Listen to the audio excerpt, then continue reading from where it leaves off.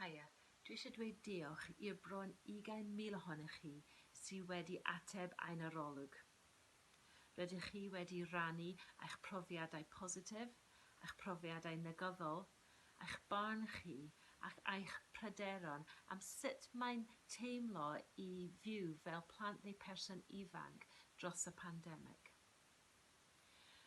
Sa'n gallu addo bydd popeth yn newid dros nos, ond gallwn ni addo byddai'n gwneud yn siŵr bydd y prif pobl sy'n gwneud penderfyniadau am y pandemig ac sut i taclo'r pandemig yn darllen ac yn deall eich profiadau chi ac yn dal nhw yn eu meddwl nhw pan mae'n gwneud y penderfyniadau anodd am beth am sut i taclo'r pandemig dros yr wythnosau nesaf.